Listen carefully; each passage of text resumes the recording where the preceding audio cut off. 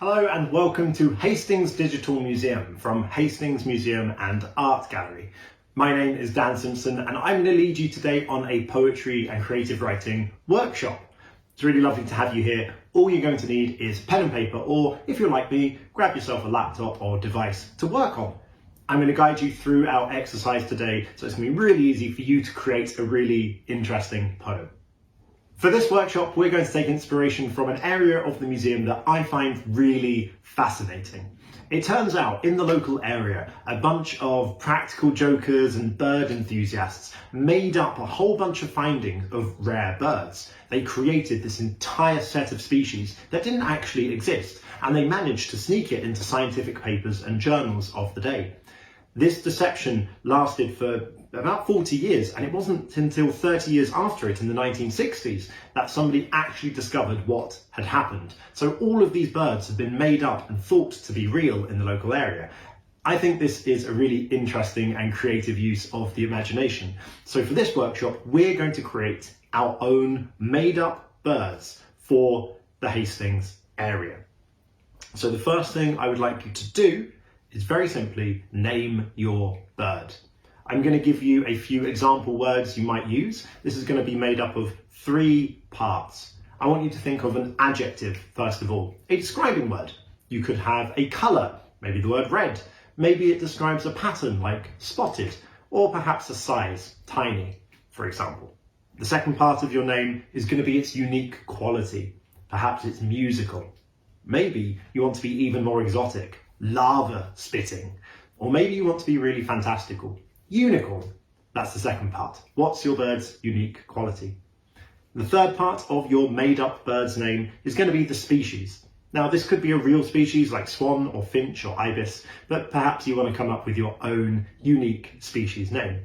So 3 parts to your bird's name: an adjective, a unique quality, and the species itself. I'm going to give you a little bit of time to think of that and put some examples on the video for you.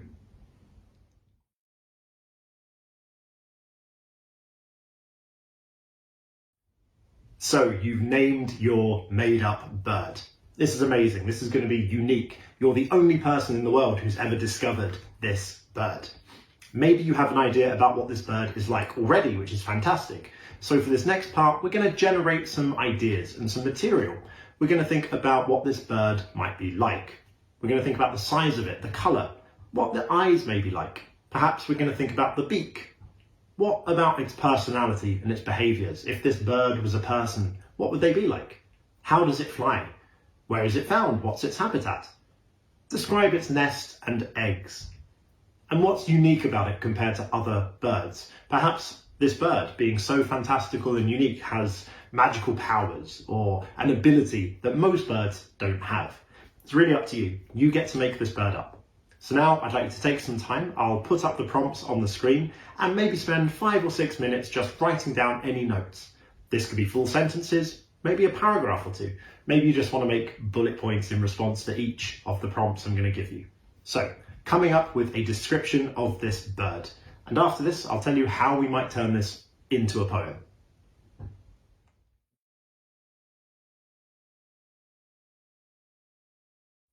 Hopefully by now you've got all of these really interesting ideas written down, all of these notes about this unique bird you've come up with, and I've got one of my own as well. And what I'd like you to do in your poem is try to convince us that this is a real bird that you've discovered. In the same way those practical jokers in the 1890s to the 1930s told us about these made-up birds, I'd like you to convince us of the same thing. So, how are we going to do this?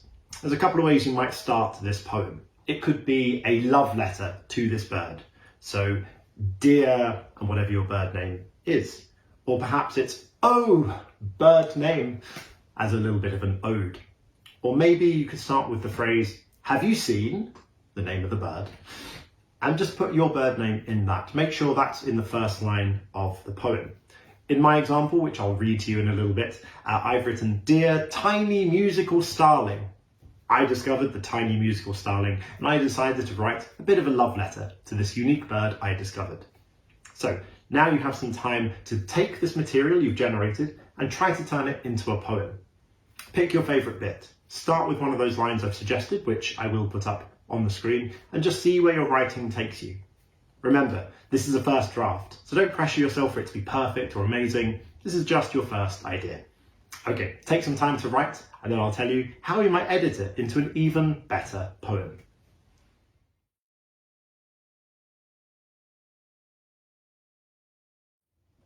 Welcome back.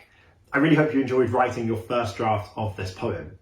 Now, it's very difficult to write a poem and for it to be amazing and perfect first time. Maybe you've written something you're really happy with, maybe you just have one or two lines that you really like, and this is a really good achievement. So I'm going to give you a little bit of time now to go back and edit the poem you've made. I want you to read back through it and think about how you could make it even better. A good place to start is that first line. Does it grab the reader's attention? How about the last line? What image, what idea, what feeling do you want to leave your reader on? A good way to check these things is to read the poem out loud. Read it to yourself. Hear how it flows. Does it catch anywhere?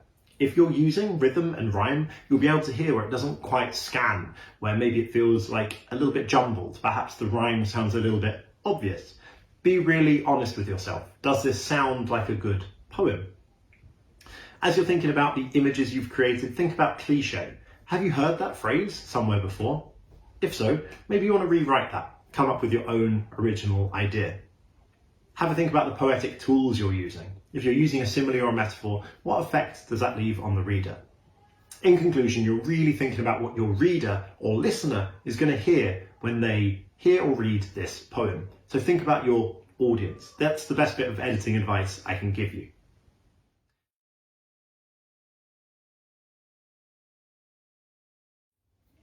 So all of this coming together will result in a poem that I hope you feel proud of. I'm going to read you my version of the poem that I've written on my laptop today, using this idea of the rare birds of Sussex and Hastings. So I called my bird the tiny musical starling, and I've written a bit of a love letter to this unique bird that I've made up. And it goes like this.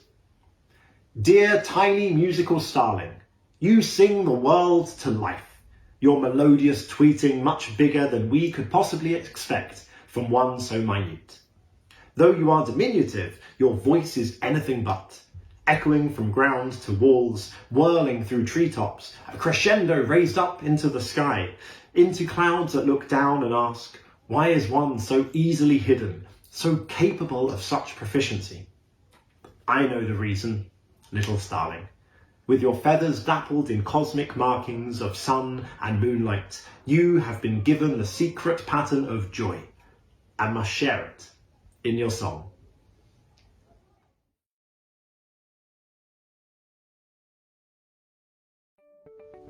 Thank you so much for taking part in this workshop from Hastings Museum and Art Gallery, all about the made-up birds of the area, and hopefully you created this amazing poem to describe your own. I would love to see these poems, and I know the museum would as well. So if you have created something, please feel free to go on social media and share your poem with the museum. You can find them at Hastings Museum on Facebook, Twitter and Instagram, and I'll make sure to post the links up below in the video. You can also find me on social media too. Come find me on Dan Simpson Poet, anywhere that social media happens. And if you make a poem from this workshop, please do share that, because I love reading these. It's always wonderful to see your creativity. Thank you so much for taking part. One final little extension exercise if you want to do this. Now that you've created your bird and described it, you could of course always draw it. So we'd love to see any of those drawings as well. So thank you for taking part in the workshop from Hastings Museum and Art Gallery. Remember to tag your posts with the hashtag Hastings Digital Museum if you have taken part. Please do send in your poems and your drawings. It's been really lovely to take part in this with you. Hope you have a lovely rest of your day. Thank you so much.